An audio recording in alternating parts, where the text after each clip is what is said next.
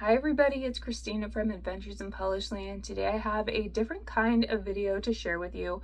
Mostly I post book related content here on this channel, but besides reading, one of my other hobbies is seeing musical theater. I love musicals, plays not so much.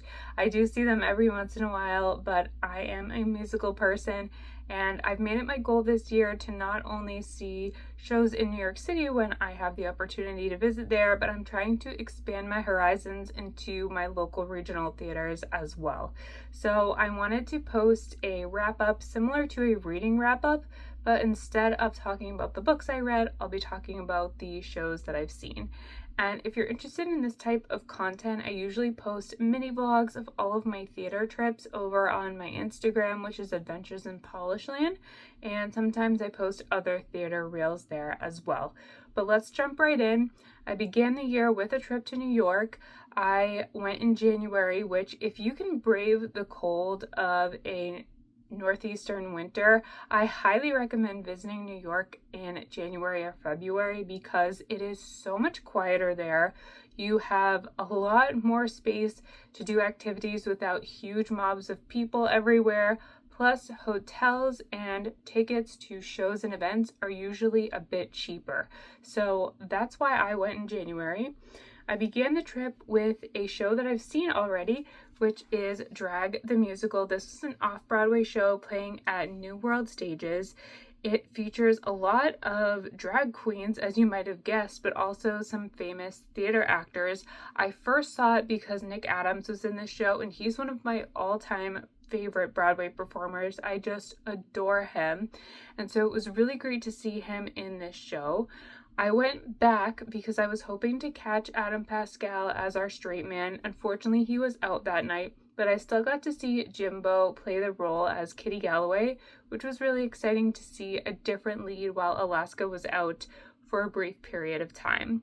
This show, I am so disappointed it closed because it was so much fun. It had a great story about dueling drag queens who had clubs across the street from one another. They used to be in a relationship and then they had a horrible breakup, and basically they're going through tough times on either side of the street, and they're both trying to make it in the industry. This show not only had really catchy and upbeat music, it had a sweet storyline, and it was so funny. It was just the perfect night at the theater. You would laugh, you would have a heartwarming experience, and the cast was so talented. I highly recommend listening to the live recording that's on Spotify. I listen to it all the time, and all of the songs get stuck in my head. It's a great show. I hope that it has another life in the future because it really deserves it. If you have an opportunity to see it at some point, I highly recommend it. I had entered and won the digital lottery for this show. So one of the main reasons that I went to New York City was to see & Juliet. This was also a repeat attend for me. This was the second time I saw the show, and I went back primarily to see Joey Fatone from NSYNC. I'm a huge NSYNC girl. I will be an NSYNC fan for life, and I just had to see Joey on Broadway because he's great. He has a great voice, and he did really well in the show. I actually saw him on his debut night, so you could tell he was a little nervous, but he still did a great job. This show is so much fun. It features the music of Max Martin, so a lot of 90s and 2000s pop hits make up this jukebox musical, and it is a retelling of Romeo and Juliet where what if Juliet didn't die? The show has a lot of great themes. It's more lighthearted and just very entertaining and fun. I love the cast recording for this show as well. I listen to it all the time. In fact, I like some of the songs in the show better than their original pop versions because of the arrangements. They're really fun. I will say this was probably the worst stage door experience of my life. Not only was it super packed, but people were so rude.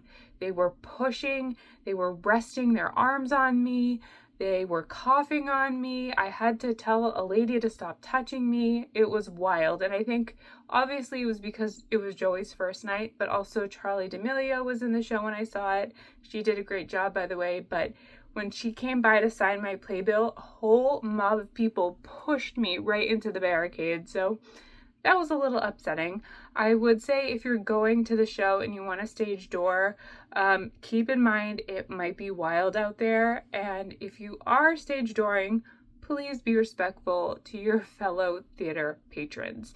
But otherwise, the show itself was a lot of fun. I'm so glad I got to see Joey on Broadway.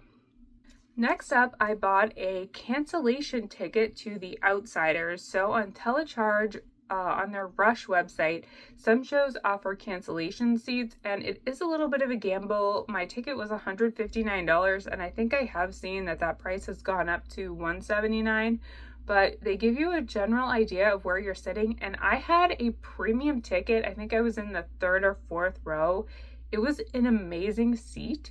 So this show is based on The Outsiders book by S.E. Hinton, which I have not read, and I know there was some controversy with the author a while back, but this show won the Tony Award for Best Musical in 2024, and I wanted to see what it was about. It is a very emotional story. It's set in Tulsa in, is it 1967? I'm trying to remember the song in the musical, but it features a young man named Ponyboy. His parents have recently passed away, and he is being raised by his older brother. And it's just his story of what it's like there in that time period for him as a member of the Greasers versus the preppy kids who have all the money. This is a very well done production. There are so many elements, from the set to the big rumble scene, that have really cool stage effects. I will say this is a very emotional show. It's a heavy show. Unlike the first two that are fun and upbeat, this one leaves you with a bit of a punch to the gut. I don't know how these actors are doing this show 8 times a week because, like I said, it's very emotional, but it's a really good show. If you're looking to bring, I would say, a family with teenagers, or if you want to go with somebody who doesn't usually like musicals, but they like more hard, rough around the edges shows, I would recommend this one. I'm not sure that I would go back necessarily, but I'm so glad I went. It was really well done, and I can definitely understand why it won the Tony Award. So next up, I saw Hadestown. I had won the digital lottery for this, and honestly, I didn't love this show, and I think there were a few factors contributing to that. First and foremost, my seat was so uncomfortable. I was sitting in the right orchestra, and I just felt so crammed in like a sardine that for much of the show, I was focusing on how uncomfortable I was and not focusing on the show itself, which is never good. And also, my Orpheus didn't have the best vocals. I don't want to call him out, but when he first started singing, I kind of laughed to myself because I thought he was doing a weird voice on purpose, but no, that was his actual singing voice, and I did not appreciate it, quite honestly. So that took me out of the storyline a little bit.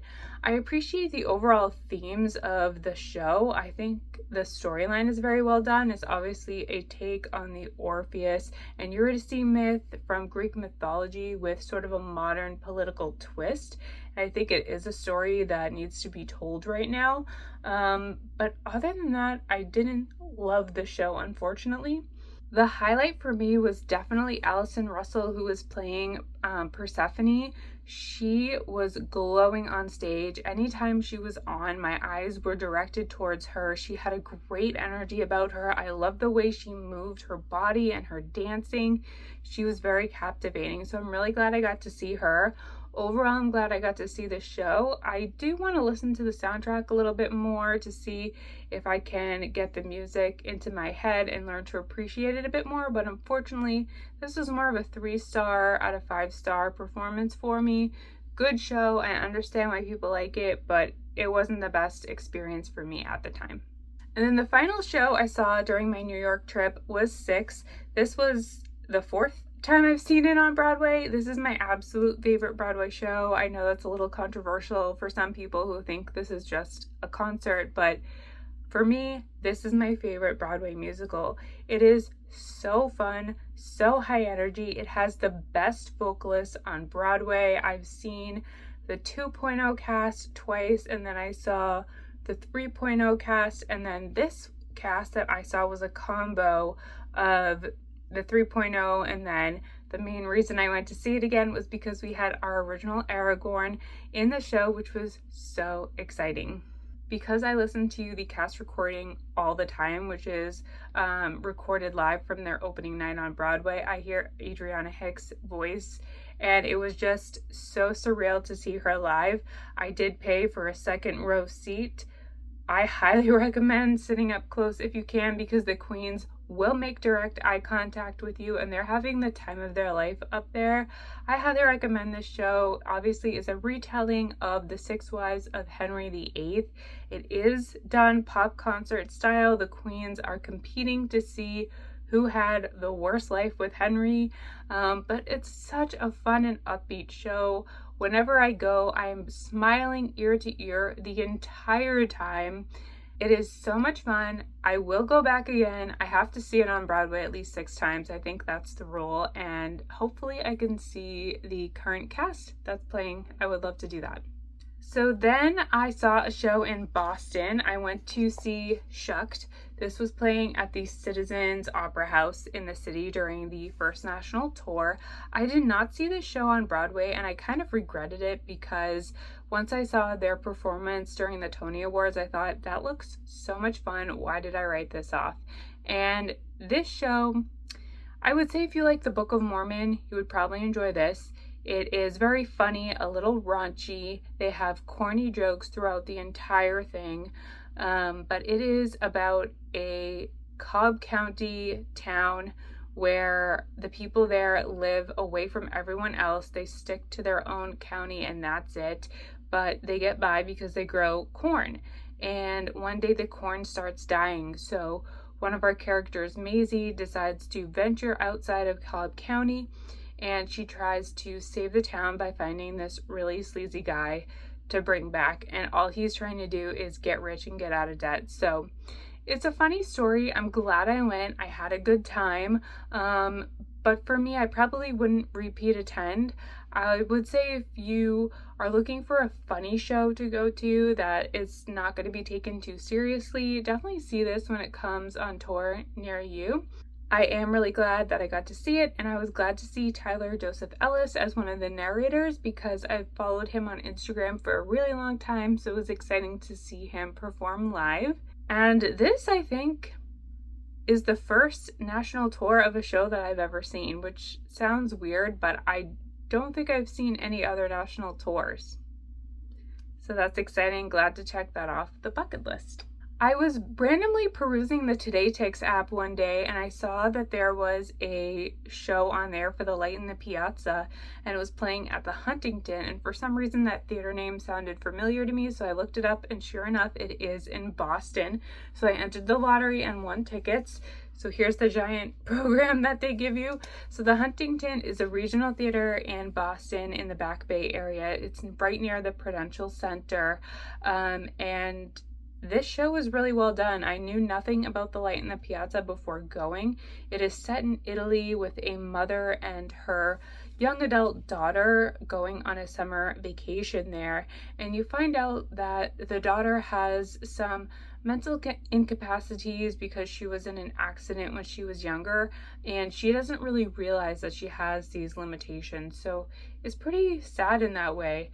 This show was very bright, very beautiful. The songs were very orchestral, and I just really loved the atmosphere of this theater. The theater itself was so nice in there. I had a first row seat, and it was probably the best seat I've ever had in a theater because not only did I have a ton of leg room, but the stage itself was set pretty far back, so I didn't have to crane my neck to look up. So something to keep in mind if you're buying tickets for the Huntington. This is not a cast recording that I would find myself listening to necessarily, and the story is really a thinker because if you know the story, it's about this young woman who does end up falling in love with an Italian man when she's on vacation, and they don't really know about her condition. So it makes you think about whether or not it's right that she's getting married. Should she be getting married without telling him about her condition? It's just really interesting. More of an intellectual musical, I would say, and definitely a quieter one. There were a lot of older people in the audience, and I think this is definitely a show that I would be interested in bringing my Italian grandmother to, so keep that in mind if you get the opportunity to see it. And then finally, I saw a show at the Ogunquit Playhouse in Maine. I was so excited to go there. It is a really well-known regional theater here in the New England area. They have had Broadway legends perform there for years, and in fact, when you walk in, they have some of their portraits lining the lobby. So it was really exciting to see portraits for people like Bernadette Peters, but then also current Broadway stars like Robin Herder and Hannah Cruz. I found that really exciting. And the show that we went to see was Guys and Dolls. 5 of us from my family went to the show. I treated us all to the show there. So it was my parents, myself, my sister-in-law, and my nephew, who is 11. He didn't love the show so much, but I think he was glad he went. I had a great time. However, we had an all-star studded Broadway cast. This is a classic musical. So many wonderful songs in this show. I absolutely love More I Cannot Wish You. My brother actually sang that song when he was in high school, so got me a little emotional during the show.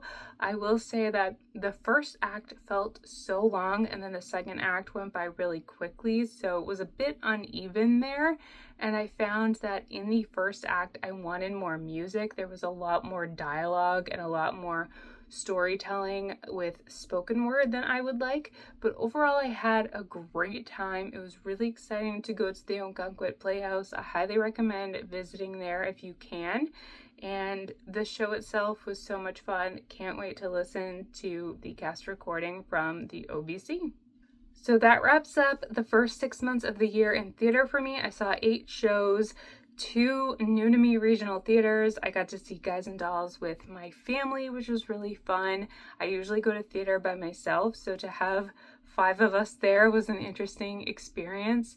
I think my favorite part of that was at intermission, I turned and looked at my father and he was so happy and he just said, "This is great." So that was really fun. I would love to hear if you've seen any of these shows. Let me know your thoughts in the comments. If you want me to share a bit more about when I'm seeing theater, I would be happy to do that. But I will leave you here and I will see you in my next video. Bye.